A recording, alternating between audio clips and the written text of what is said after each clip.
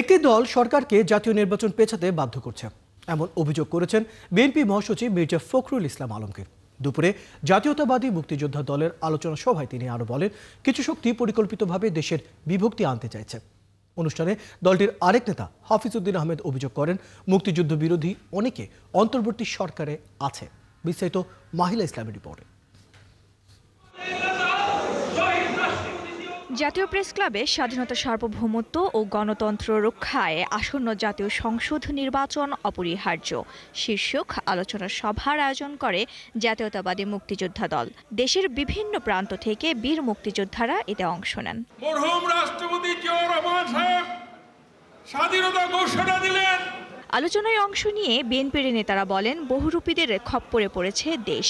৭১-এর ভূমিকার জন্য জামাতের বিচার হওয়া উচিত বলেও মনে করেন তারা। নির্মম নির্যাতন, নিপীড়ন, ভোটাধিকার হরণ, এই জন্য যদি আওয়ামী লীগের কার্যক্রম নিষিদ্ধ হতে পারে, তাহলে ৭১-এর গণহত্যা, ধর্ষণ, নারকীয় হত্যাযজ্ঞের কারণে জামাত ইসলামকে নিষিদ্ধ করতে হবে।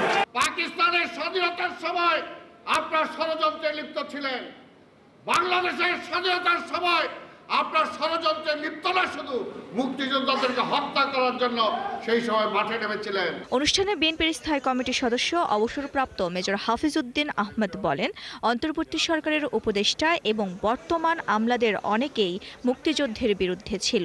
তারাই মুক্তিযুদ্ধের ইতিহাসকে ভুলিয়ে দিতে চায়। যদি মুক্তিযুদ্ধকে ভুলিয়ে দেওয়ার চেষ্টা করে, যদি আবার রাজাকারদেরকেই আবার গ্লোরিফাই করার কোনো চেষ্টা করে, আমরা এখনো জীবিত আছি। হয়তো কিছু কিছু ব্যক্তি যারা এখানে উপদেষ্টা হয়েছেন, যারা ভবিষ্যতে বাংলাদেশে বসবাস করতে গেলে অনেক প্রশ্নের সম্মুখীন হবেন, তাদের জন্য ৭ই জুলাই সনদের প্রয়োজন আছে। বাংলাদেশের প্রয়োজন একটি নির্বাচন। কিছু শক্তি পরিকল্পিতভাবে দেশে বিভক্তি আনতে চাচ্ছে অভিযোগ করে চক্রান্তকারীদের বিরুদ্ধে সবাইকে ঐক্যবদ্ধ হওয়ার আহ্বান জানান বিএনপি মহাসচিব। ১৯৭১ সালকে যারা ভুলিয়ে দিতে চায়, তাদের লক্ষ্য একটাই, তারা ১৯৭১কে অস্বীকার করতে চায় এবং আমরা যে বাংলাদেশে একটা স্বাধীন সার্বভৌম রাষ্ট্র হয়েছি, লড়াই করে যুদ্ধের মধ্য দিয়ে, আমাদের নেতা শহীদ প্রেসিডেন্ট জিয়াউর রহমানের ঘোষণার মধ্য দিয়ে, সেটাকে তারা অস্বীকার করতে চায়।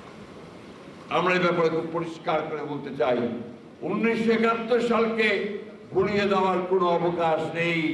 দেশ কঠিন সময় পার করছে মন্তব্য করে মির্জা ফখরুল বলেন, প্রধান উপদেষ্টা দেশে হামলা হওয়ার শঙ্কার কথা জানিয়েছেন। কারা এই হামলা চালাতে পারে তা স্পষ্ট করা উচিত ছিল। জনগণকে বিভ্রান্ত করে, জনগণকে বোকা বানিয়ে এই সংস্কার করতে চান, সেটা অবশ্যই আমাদেরকে জনগণের সামনে তুলে ধরতে হবে। প্রধান উপদেষ্টা নিজেই বলছেন যে কোনো সময় হামলা হতে পারে।